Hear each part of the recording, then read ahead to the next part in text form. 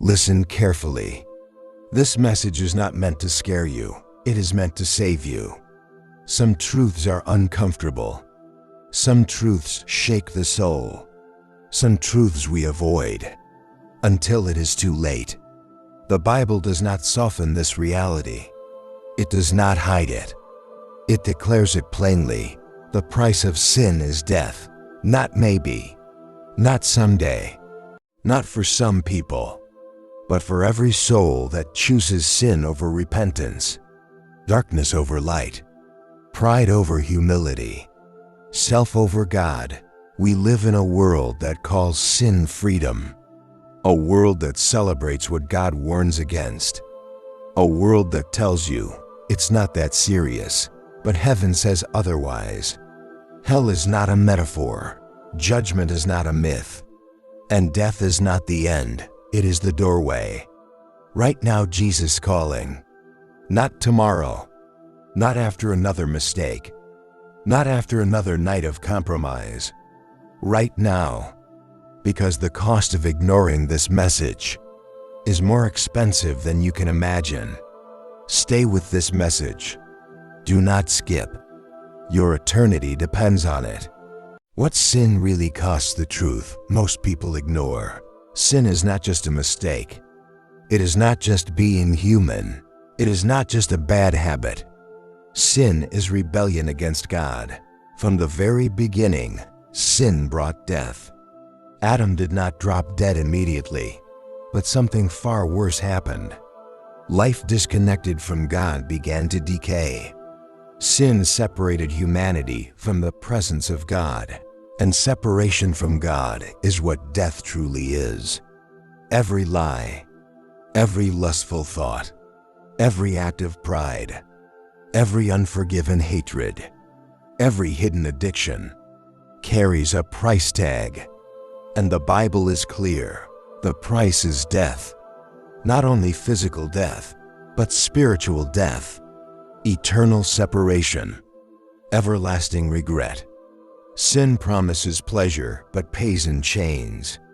It whispers freedom, but delivers bondage. It looks harmless until it hardens the heart. That's why sin never stays small. What begins as curiosity becomes captivity. What begins as pleasure becomes poison. And the scariest part? Sin numbs you. It makes you comfortable in danger. It convinces you that you still have time. But time is not guaranteed. Many souls did not plan to die in sin. They simply delayed repentance. And delay is the devil's favorite weapon. Why Jesus warned you so strongly? Love that speaks hard truth. Jesus spoke more about hell than anyone else in the Bible. Why? Because love warns. If a building is on fire and someone stays silent, that is not kindness. It is cruelty. Jesus warned because he saw what sin leads to. He saw the chains. He saw the darkness. He saw the eternal regret. That is why he said, if your hand causes you to sin, cut it off. If your eye causes you to sin, turn away. Not because God is harsh, but because eternity is serious. Jesus never minimized sin.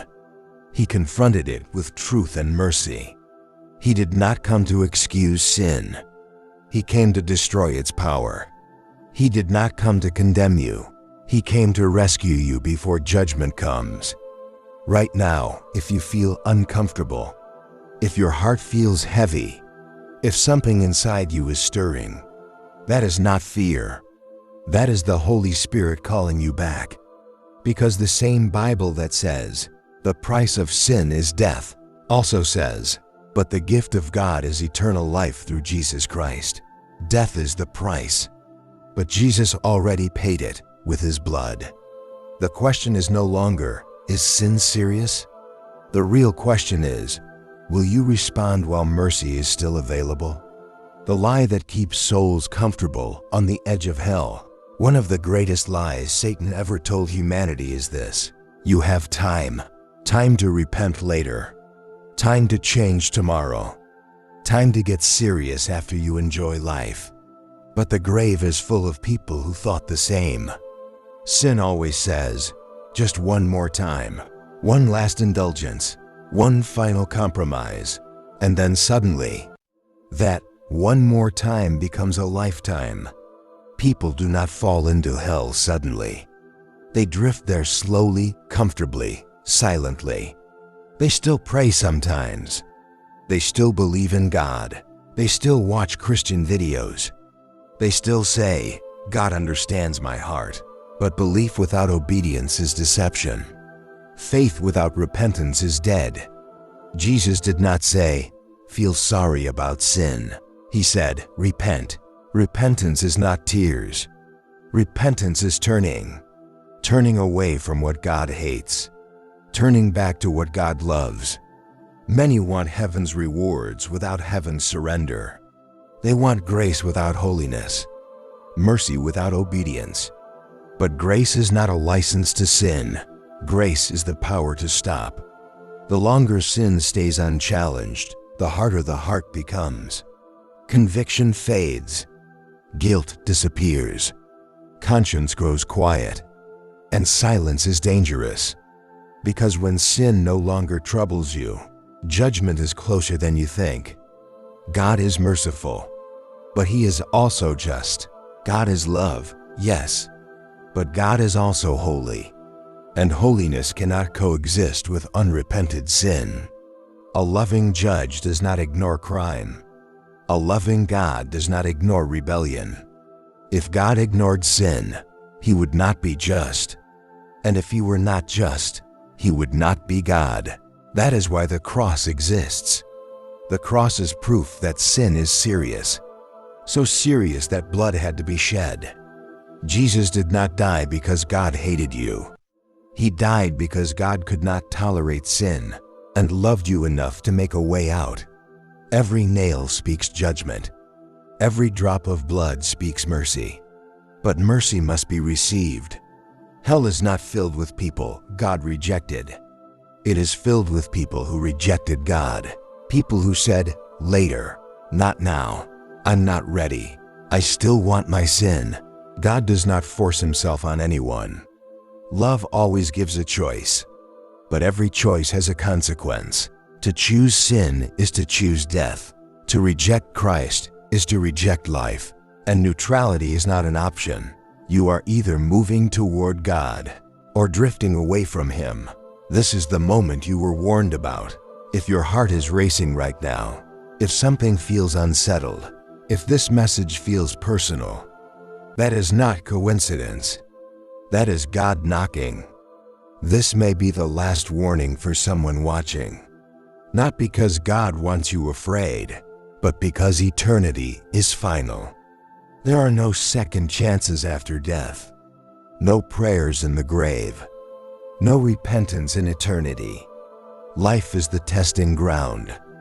Death is the verdict.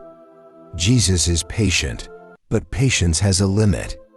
Mercy is wide, but the door will close. The Bible says, today, if you hear His voice, do not harden your heart. Not tomorrow. Not next year. Not after another sin.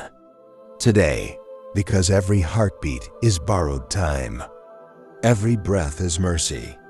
Every warning is love. The same Jesus who warns of judgment is the same Jesus who stands with open arms. But those arms will not remain open forever. This is not condemnation. This is an invitation. An invitation to turn back, to lay down sin, to choose life. The cross, where death was defeated. The price of sin is death, but death did not have the final word. 2,000 years ago, on a hill called Calvary, Jesus stepped into the punishment that belonged to you. He carried your sins, not symbolically, but personally. Every lie you told, every secret habit, every moment of rebellion, every time you chose darkness over light. The cross was not gentle. It was violent, bloody, and unjust. And that is the point. Sign is violent. Sign kills, and only a sacrifice without sin could destroy it. Jesus did not die as a victim. He died as a substitute. The wrath meant for sin fell on him, so mercy could fall on you. When Jesus cried, "It is finished," he was not speaking of his life.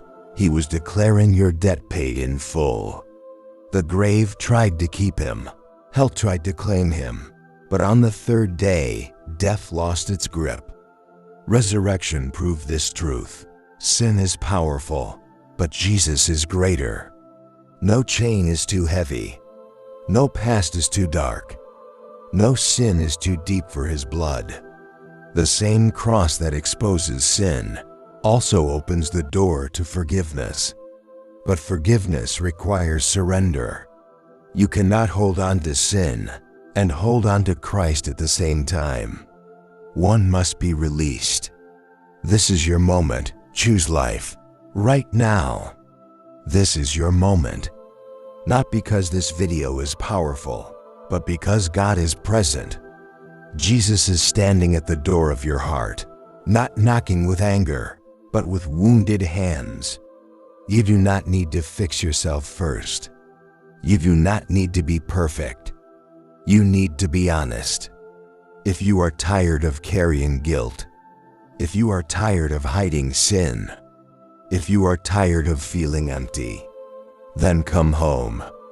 The Bible says, "Whoever calls on the name of the Lord shall be saved." Not might be saved, not possibly saved, shall be saved. If you are ready to turn away from sin and turn toward Christ, pray this from your heart. Jesus, I confess that I am a sinner. I believe you died for me and rose again. I turn away from my sin and give you my life. Cleanse me, change me, save me. From this moment forward, you are my Lord.